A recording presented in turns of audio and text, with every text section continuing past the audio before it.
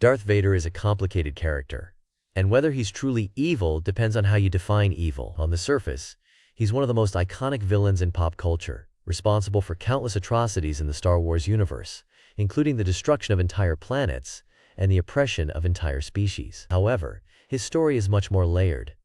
Darth Vader stands as one of the most iconic villains in cinematic history, a towering figure shrouded in an aura of fear and power. His very presence, marked by the chilling sound of his respirator, evokes a sense of dread, embodying the dark side of the Force. But what is it about Vader that makes him such a compelling study of evil?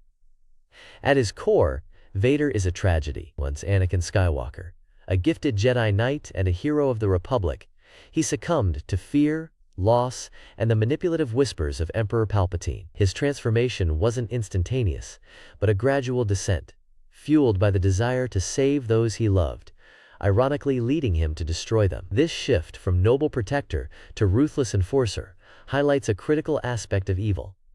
It often arises from corrupted good intentions or profound personal pain.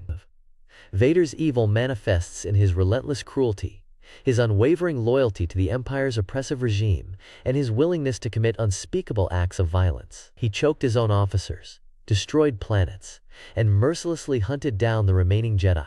Yet beneath the armor, a flicker of his former self remained, hinting at the internal conflict that would eventually lead to his redemption. His evil was not merely an absence of good, but an active, destructive force, fueled by a deep-seated belief in the power of the dark side and a rejection of his past.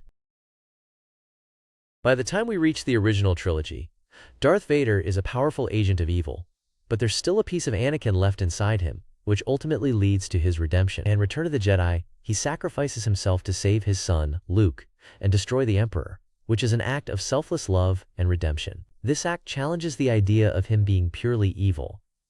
Perhaps he was more of a deeply flawed person who lost his way but still had the capacity for good. So while Vader does a lot of evil things, his character arc suggests that his evil wasn't a permanent state, but something he overcame through love and redemption. His journey serves as a powerful narrative on the nature of evil and the choices that define us. Vader represents the ultimate cautionary tale, the dangers of unchecked power, the seductive allure of fear, and the devastating consequences of forsaking one's moral compass.